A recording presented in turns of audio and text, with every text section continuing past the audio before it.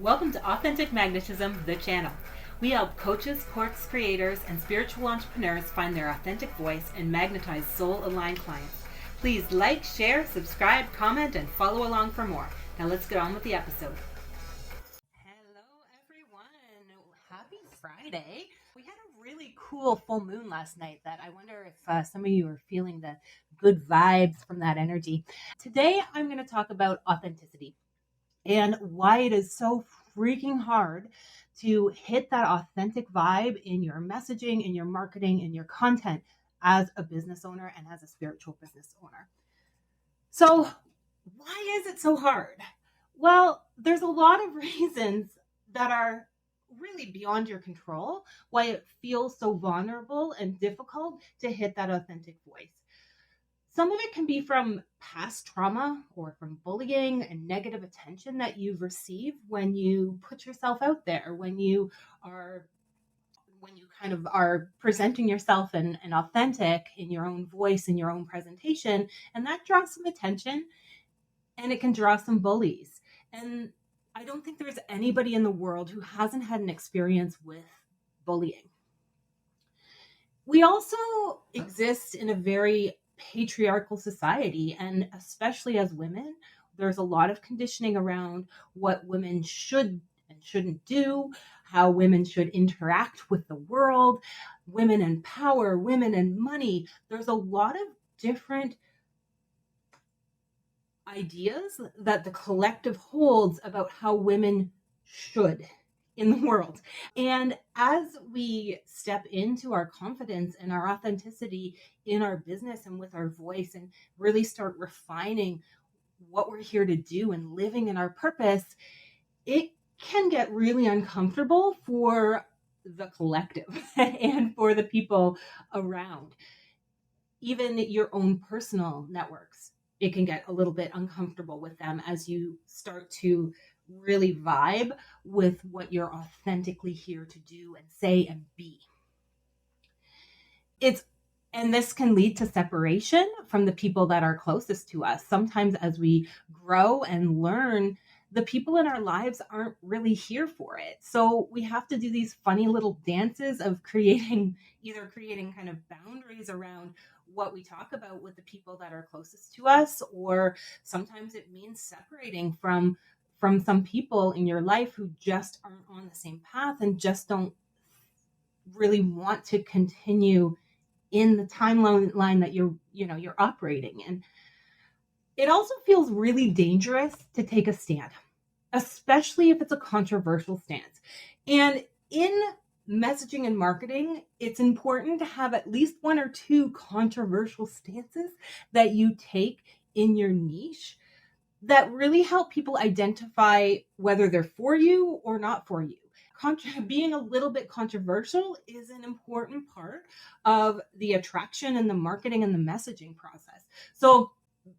But it feels really vulnerable because being controversial means that often we get attention from people that are quite willing, especially in this online space, to make negative comments about the content and the things that we're creating and doing. We also have a fear of being judged, especially for things that are important to you or feel like they're core elements of identity or they're beliefs that are really important to you. And being judged, depending on how close that relationship is that's doing the judging, it can feel really uncomfortable.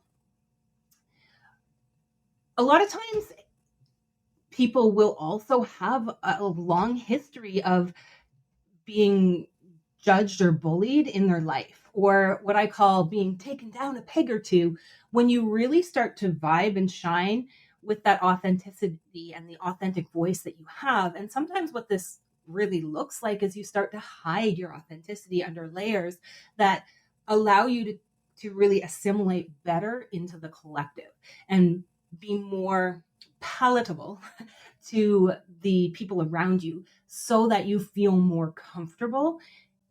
And sometimes when you really hit that authentic vibe, it can attract the wrong kind of attention. I have a story from my past about this. I actually, it's funny because, I see patterns in the way now that I've done some of the unpacking of my own energy and my own chart. I can see the patterns of shadows and gifts showing up in my life. And I have my conscious sun gate is gate 15, which is gate of extremes. It's one of the love gates in the G center as well, part of the incarnation cross of the vessel of love.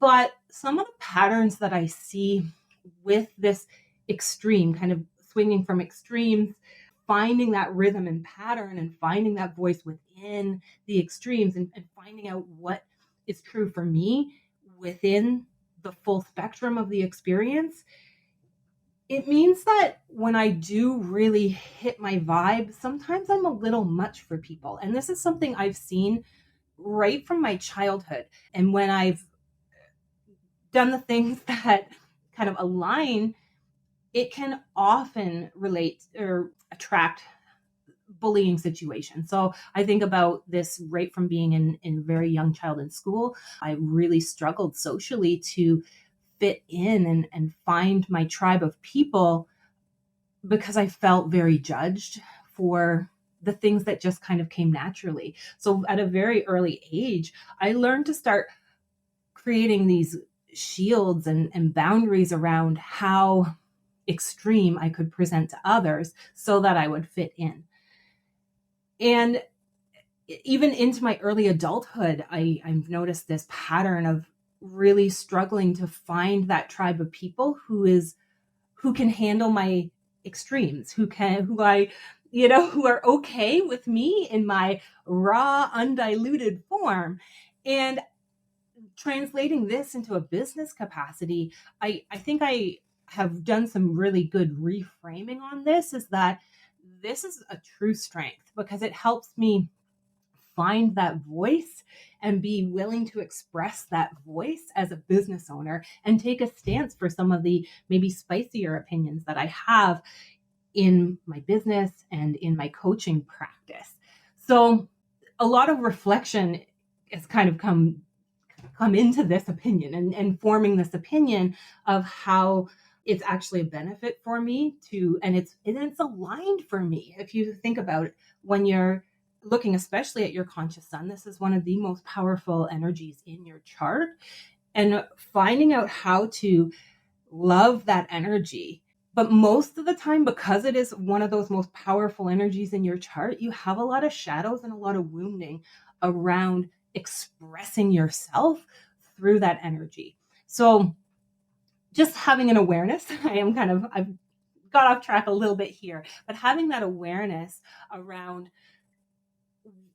you're not operating in a vacuum. And we have systems and structures in our society that make it really difficult for you to show up in your most authentic form and be able to say what you want to say. So I want to just reiterate here, it is not your fault that you've struggled in the past with this concept of authenticity. I think there is this narrative of like, well, it should be easy to be your authentic self. And it's one that I often feel guilty about, not being fully authentic and fully vulnerable and being able to show up in without having some of my masking and the things that I do to be more palatable to the people around me. And that is something that is a construct. And it's something that I think everybody goes through, especially if you've had haters or attracted attention that is negative for yourself and for your business. We have these systems of collective oppression that are operating beyond your control and usually beyond a conscious awareness, because they are just operating in the background. It's the background frequency of the world. So human beings are tribal beings, and our survival has historically relied on being able to be part of the tribe. Historically, if you were outcast from the tribe, your survival was quite in question about whether you could, put food on your table, have shelter, etc. So our nervous system have developed different mechanisms for keeping us as part of the tribe. And And this is something that you're probably operating on without even thinking about. Even though as humanity, we have developed in a lot more independent ways than we operated in the past. So, and I want to kind of talk a little bit, especially for women, we can have a lot of wounding around this being accepted by the tribe. And I think some of this comes down to that ancestral trauma around it, because I think for men, there's a lot more cultural reinforcement of them going off and doing their own thing and coming back and being kind of the prodigal son, or there's other stories and other reinforcements for men that are the opposite for women. We as women are going to have a lot more pressure to conform and to act in a certain way that doesn't disturb society's image and view of how women should act in the world. So what happens kind of in our physiology is that we develop these maladapted nervous system responses. And sometimes, really what I'm talking about is something called polyvagal theory. If you are interested in this, it is a great little rabbit hole to go down and explore how trauma responses are kind of coded into our body and our being and our nervous system, and how to address that trauma response, especially when it's for things that are not life-threatening. So as you've gone through life, your nervous system has responded to things that think are going to threaten your survival, that are possibly going to kill you. But the problem is, we don't really live in a society where a tiger is jumping out of a cave and threatening our actual existence here on the planet. But our nervous systems are still hardwired to recognize a threat and mount a response to that threat. Now, we've got basically 4 different responses that your nervous system is going to mount when it thinks that you are threatened.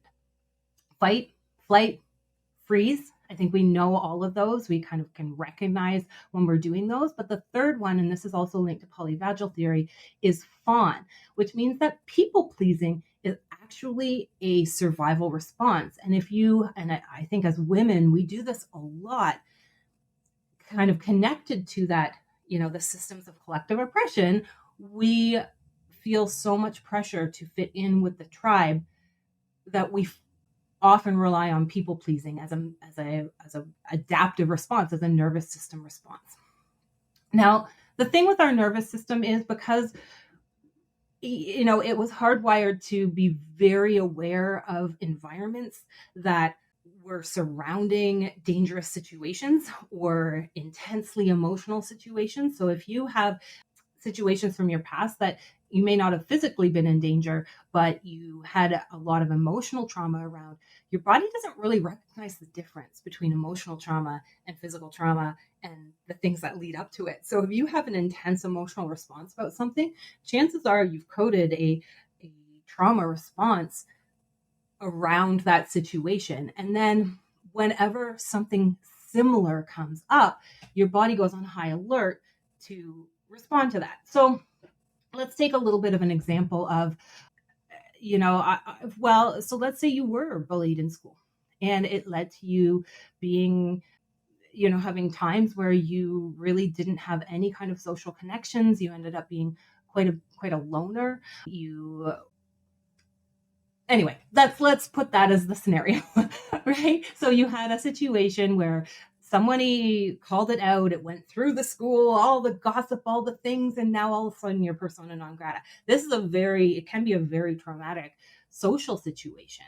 But now, as an adult, we're fast forwarding 20 years, 30 years, 40 years, and you're still very hyper aware when somebody has a certain tone of voice with you, or when, there's a certain situation in your environment where there's like the combination of, 2 kids. Anyway, what I'm saying is that your brain is going to be on high alert for situations that are similar to that. And you're going to mount this trauma response as a protective mechanism. And it's not very good. It doesn't serve you all the time. So bringing some awareness to this mechanism of, it can be a very minor stimulus that triggers a trauma response. The trauma response is going to happen, and it's going to drive your actions, your behaviors, your emotions if you don't have some awareness around that mechanism. And especially as we start to really dig into putting ourselves out there as business owners, as coaches, as people who are teaching something. And often in the realm that I speak to, we're all teaching things that are really close to our hearts and we're really passionate about. And it's vulnerable to take a stand and do the things that we're doing in the world, especially if you're teaching and coaching on things that are not kind of within the normal realm, and things that people can kind of have these judgments about. So this is why I suggest having some version of an awareness practice every day. It's really important to take our minds and our bodies off of these default settings, or at least kind of go back through your responses to some of these things as you like as they're happening. So even if you don't catch it before you have a response to it, I think it's important to be able to create that context and that compassion around the way that you've reacted, even if it's not something that created a result that you wanted. So bringing awareness to the fact that you've got these programs running in the background, you can be quite easily triggered by things that are beyond our control, that by things that make your body and your brain feel like you're going to be cut from the tribe. So this is why it's showing up in business, and especially businesses that have some version of spiritual teaching, coaching components to it, is that a lot of times we get to this place and we're teaching from a place of where our lessons are and the things that we've overcome and the things we've moved beyond. So it's important to reflect on the patterns that the shadows are creating and the gifts that you have, so you can leverage the gifts and create better narratives around the shadows that you're bringing, because you're never going to operate 100% in your gift frequency. It's just not realistic. But we want to minimize the impact of that shadow energy in the lower frequencies of our energy by bringing some awareness to it. So what about your gifts? We've talked a lot about the shadows and the trauma responses and the things that, we're reacting to, but what about your gifts? Reflecting on your gifts from this human design perspective can really help you in your business by helping clarify who your ideal client is. Who are you here to serve? Also, it can help you narrow down your niche. Most of the time when I'm working with clients, they don't niche enough. You really want to niche smaller than you think you should, because even in my kind of niche, I've identified women coaches, course creators, spiritual entrepreneurs. That's a niche, but I argue that I'm not niched enough. And this is something that I'm kind of working through as I'm developing content for you guys to really narrow down this niche a little bit further, because niching into the smallest possible viable amount of people to serve is where your money is. Because by the time you get to being able to speak directly to those people are like, this is the person, because they're speaking exactly about my problem. So it also, when you're reflecting on your gifts, it's going to help you create branding and messaging that appeals to your ideal clients, and messaging that includes and infuses your values into that messaging, which helps your clients decide whether you're their person or not. So let's talk a bit about vulnerability. And I've mentioned this before in some of my content, that you want to be intentional about the things that you choose to be vulnerable with as a brand. Because there's nothing worse as a content creator to accidentally slip up and talk about something you didn't intend to talk about. because it leaves you really exposed to people's opinions of whatever you've said. It leaves you feeling like you didn't have a lot of control in that situation, which is why when I talk about content pillars, and if you haven't checked that out, check out either any of my resources on content, the either on YouTube, the Facebook Live. I've also, it's going to be in the podcast as well, about kind of setting some boundaries on what is available for your content and what isn't, so that you can make some of those choices about what you include and how vulnerable that leaves you. Now, you have to pick some things that you're vulnerable about in your brand that help you connect with your clients, and that that is it humanizes you as a person, because that really helps to really vibe with that authentic voice. But it's not like you have a fire sale and everything's available. So I'm stealing those words actually from Taylor Tomlinson. I think it was from her Netflix special, but it's been parted out into reels, etc. But she was talking about having a diagnosis for bipolar, and how she had this thought of like maybe not including it into her comedy routine. And then she kind of makes the joke of like, and then I had to create a new routine and fire sale. Everything was on the table. But what I want to say is that when you are vulnerable as a business, you want to be intentional about the vulnerability. I have another story where I was quite an avid listener to a podcast. I won't tell you what podcast it is, but the podcast host shared a story that it drove me away instead of creating connection. She ended up kind of crying in her podcast, talking about the situation that she was talking about. And I just kind of came off feeling like it was not really an intentional share to go that deep and feel that exposed and vulnerable to the point of crying.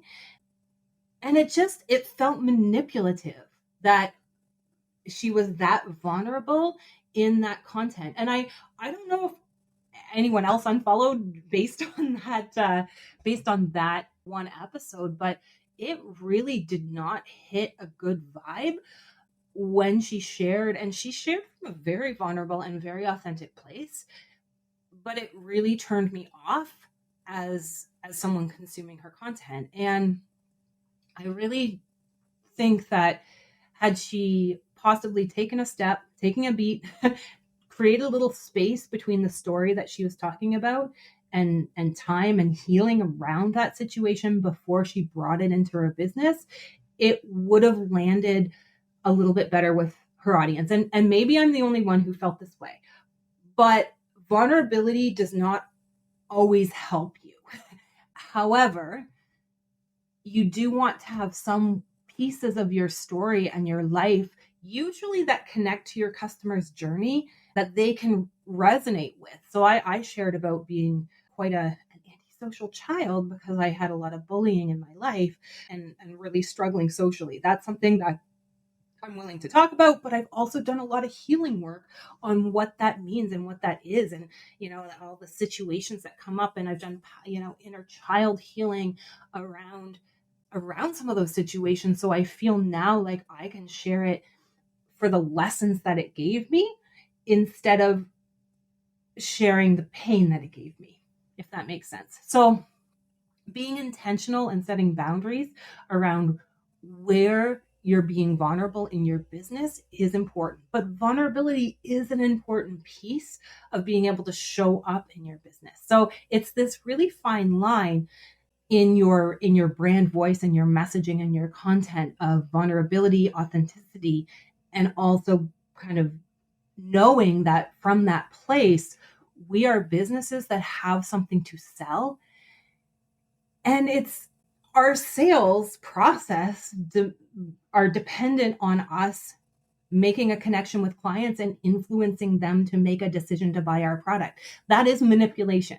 So making sure that our vulnerability and our authenticity pieces that we share are linked to an integrity in in the sales that we do can help with this, and being intentional, not just having a fire sale with the hurts that have come into our life. Okay. So just, I know that was a bit of a rant there on vulnerability, but the thing with vulnerability is that it's going to feel very exposed when you hit that authentic vibe. Usually because especially a lot of our authenticity is going to come through that strong energy in our chart, and those are the energies that we're most likely to have wounding around, and we're most likely to have very good systems of shielding, of masking, of protection around what our authentic voice is, sometimes to the point where it's really hard for us to uncover what that is, which is why I love what human design has kind of done for me to create some of these situations to reflect on that energy. And it's given me that context myself to do some of the healing work so that I can show up from a vulnerable place, but not a place where I'm still hurting. I still have, by the way, I still have lots of places that I am still hurting and I'm working on, but those aren't the pieces that I want to bring into my business. And really, like the social piece that I was talking about, and being bullied as a child, that comes up all the time, but I'm getting a lot better at dealing with it because I've done healing work on that. But I also kind of want to put that in context that the healing is never done. And it's not, it's always this lifelong process, especially with those strong energies of your chart, the top 4 sun and earth gates. Those are energies that you're never going to be fully healed. That's a lifelong process of healing yourself around them. But you're going to have pieces of that where you're going to be able to speak confidently of in your brand and the stories that help your clients understand the journey that you've been on to position you as the person to help them in this moment. Sometimes these masking mechanisms that we have, or the protection mechanisms that we have, can show up in our business in specific ways. So it might look like a lack of clarity on your ideal client avatar, on your offer, your pain points, the problems you solve, how you help, etc. I was in this for a very long time. I bought course after course after course. And really, any one of the courses that I've purchased in the past 20 plus years about, developing myself as a business would work if I was able to apply them. Not one of them, I think the course was the problem. But I was really having a hard time getting confident that I was the person to serve the people that I serve. And I was having a hard time getting clear on who do I serve. And, a lot of this was, I launched a coaching business that was just for business. It wasn't human design and business, which I really think is a sweet spot. I love this place that I'm in right now. But I launched this and I was like, I serve women entrepreneurs. In the online space. That was pretty much as far as I got. And I really had trouble telling them what I did, even though I had tons of content. I built courses and courses on, digital marketing, which I'm hoping to repurpose some of that because that was good content, but I couldn't communicate the value of that content. And I think I was getting in my own way. So if you are really struggling to be clear about who you serve and how you do that, and your niche and the pain points and the problems that you solve, and you need these things to be able to connect with your clients in a way that gets them to buy what you have. Because it is, a lot of that was this imposter syndrome for me, at least, of I'm not good enough.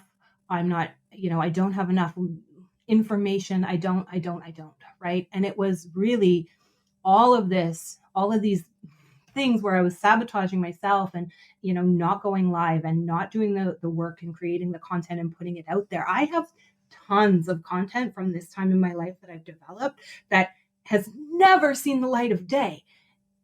And it's crazy to think about that because I was just so scared of my authentic voice and being vulnerable that I was willing to kind of be in this confusion and be in this lack of clarity space. So if that resonates with you, I feel you. I know what you're going through.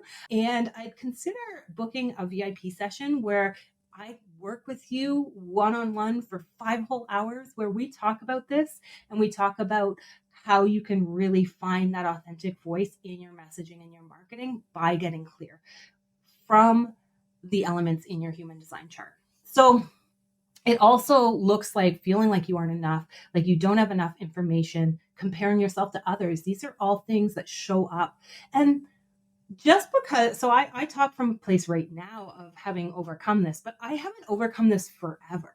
Every time that there's a new level in your business, you're going to have to reevaluate this system of protecting yourself. And that's just the way it is. That's, I think, why we're drawn to entrepreneurship as people, is that we want to work out some of these wounds through this vehicle of entrepreneurship.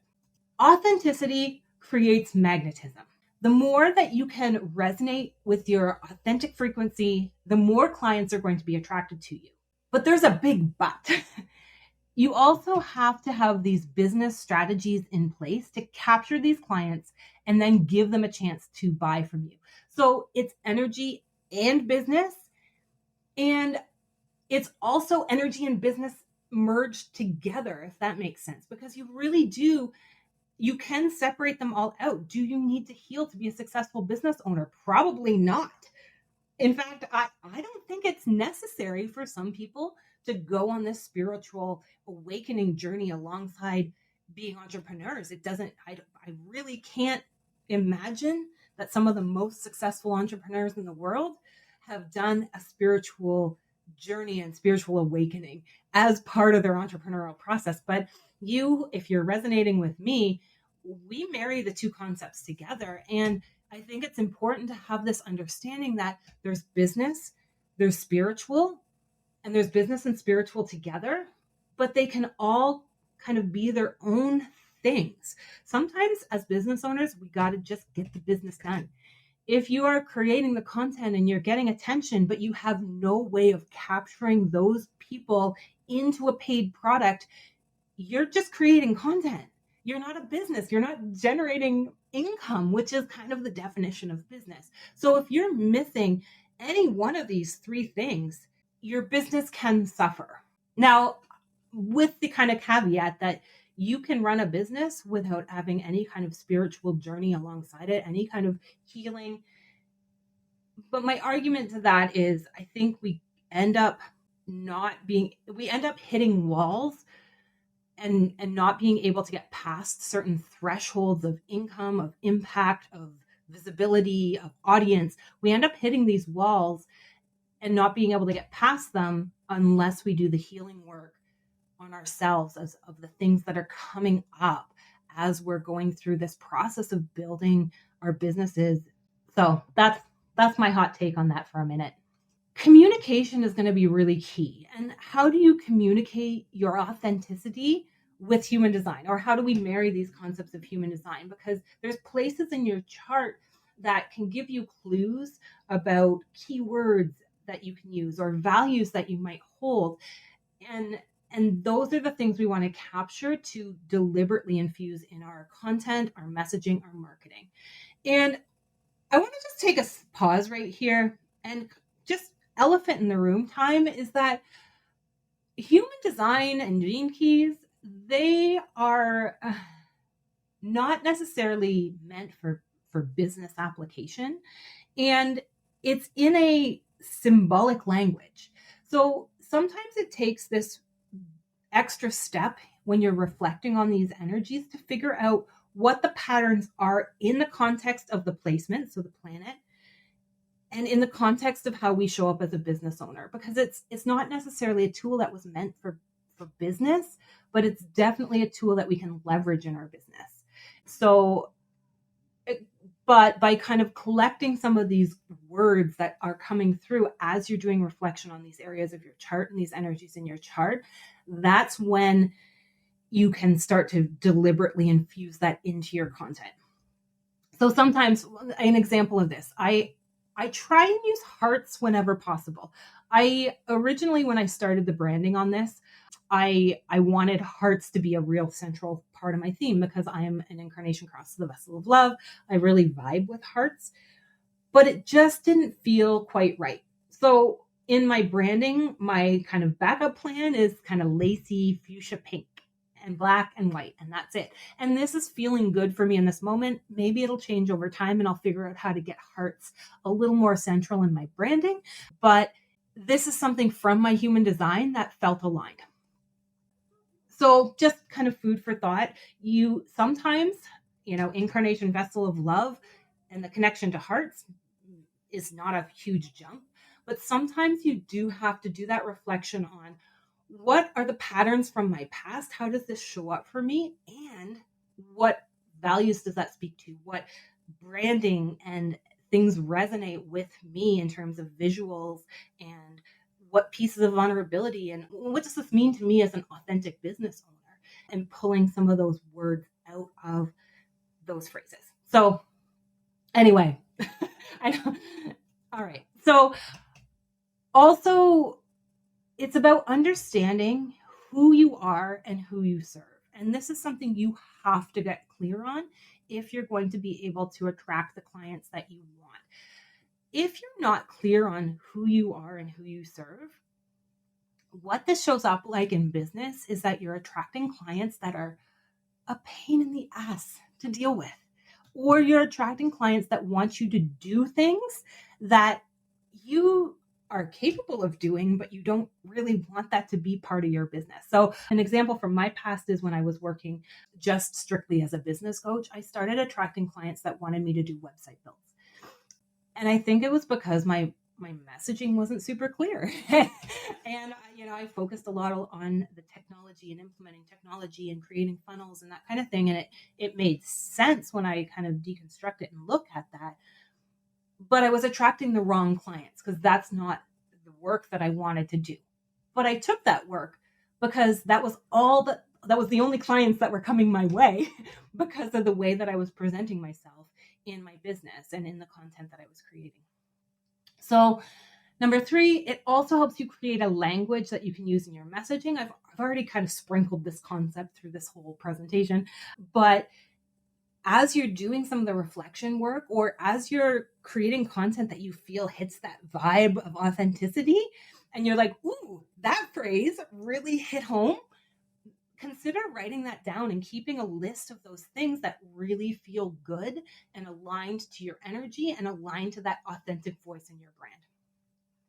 It's also going to, as you reflect on your human design, it helps you position yourself as the expert in your field.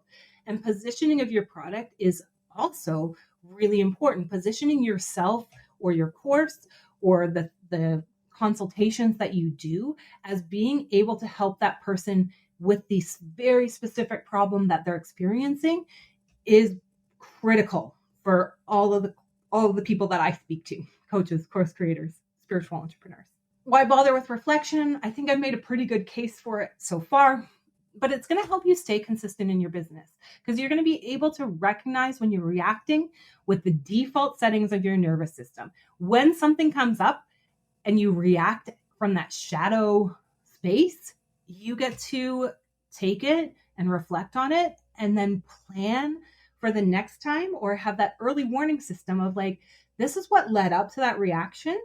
Next time I want to take a beat. Next time I don't want to react in that moment. And it gives you that like awareness around what led up to that situation. So maybe next time you're going to have a tiny bit more control over how you respond, or not. But that awareness piece is so key in the way you're reacting to situations. And most of the time this kind of leads to reacting about negative situations, but you can also flip this script of reflecting on positive situations. When you showed up or when you created a piece of content that just hit that vibe, that's something that's really worth reflecting on as well, to say, okay, hey, I created this piece of content. People loved it. I loved it. It felt great for me to create this content. What were some of the words I used? What were some of the situations and environment that I that were surrounding this situation that I can recreate and leverage again. Reflection is also going to help you recognize when you're being your own worst enemy, because it's about pattern recognition. When are you standing in your own way? When are you really pulling your punches on your messaging and not saying the thing that you know you need to say to hit that, like that vibe with your clients? Or when are you not kind of not putting yourself out there that you actually have the solution?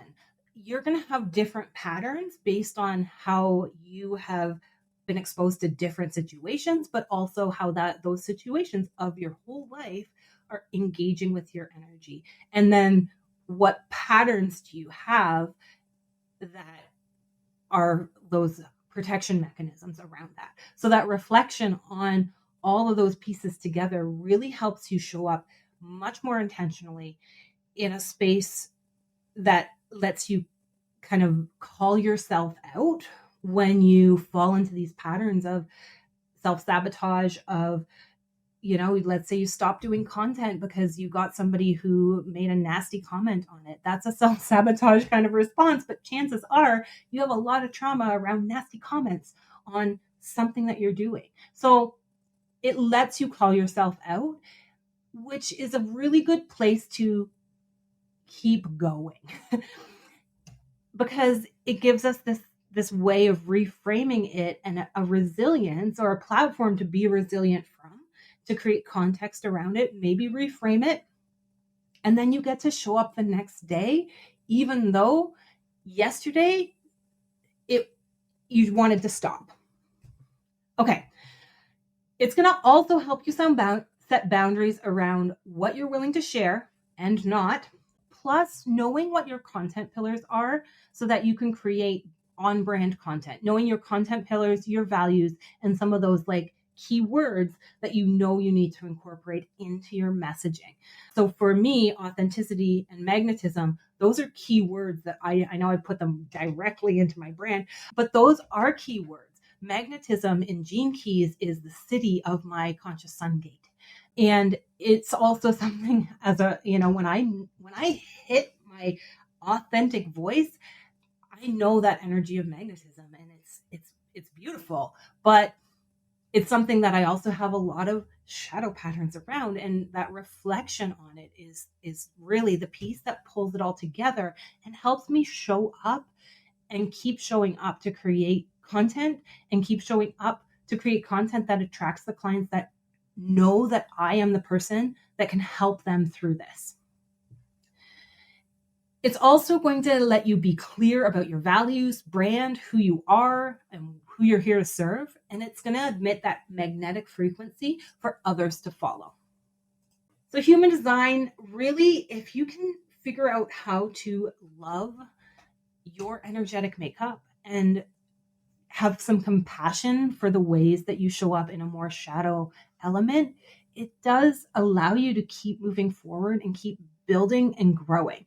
And it also is a place where you are able to understand that just because I'm here does not mean it's the end. And I have the choice to be resilient and do some healing around this and then keep going. And I think that's a really powerful stance to be able to take.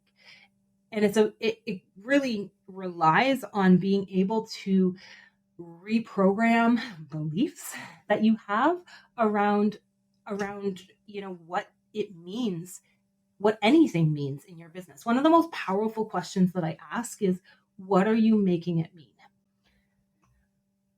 And it's also going to help you create this narrative about how you can do hard things and that you have the strength to do anything if you decide that this is for you. You have a desire to build a business that helps other people, and nothing in your energetic makeup is going to prevent you from doing that. In fact, your energetic makeup is there to support you in your desires. You wouldn't have that desire if it was something that was beyond the possibility for you. So love your design. Have some compassion for when you showed up in a shadow place, or when you've acted out of conditioning, or when you showed up in the not self. That's okay because we're human. There's no such thing as perfect. And as humans who've chosen to be entrepreneurs, we have to find ways of being resilient and keeping going. And that looks like the stories we tell ourselves and about our energy and about our business. Ultimately, what this comes down to is if we can find ways, both deliberately and kind of that subconscious, authentic ways of presenting ourselves, it creates confidence, and confidence is sexy. Confidence is the greatest tool to attract clients. It also confidence is going to come with action, with actually doing the things, with taking those messy first steps, with deciding you're going to show up for 30 days of lives, even though your audience is a double-digit audience that's made up mostly of your relatives. Hey, Aunt Kathy, love you. It's going to build that muscle of showing up as your authentic self, because especially when we talked about masking and different ways that we prevent ourselves from really showing up, we have to gain the confidence and build the skill of being able to show up even when we don't want to show up. All right, so I'm getting to the end here. I want you to be able to say why me to your clients. So I'm going to talk to you guys a little bit about why you might want to work with me. And I can help you unpack your design to leverage it in your business. What this might look like is a list of keywords, values, beliefs, and identities that you can start using in your messaging. It might help you get clear on what is on and off the table to share in your business, and creating a plan for generating content that's going to showcase your unique energy in your business. And every one of the sessions that I do is very individualized, with depending on what your energy is, depending on what things you need help with in this moment right now. I can help get some clarity with you on what that looks like in your business.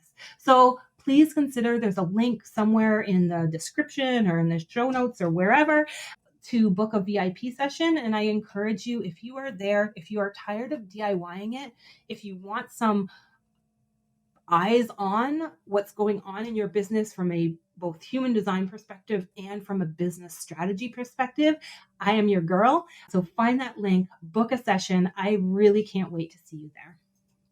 Thank you so much for joining me all the way to the end of this. I know it was a bit of a long one, but I think it's a really important concept to have a handle on and what it means to be authentically you. So I really hope that this has inspired you to keep on shining that beautiful light that you have and attracting the clients that you know that you're here to serve.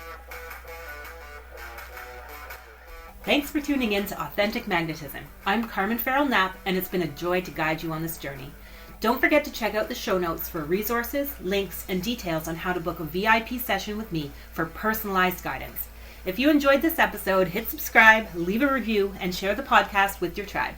Your support helps us reach more incredible people like you. So until next time, stay magnetic and keep shining your light.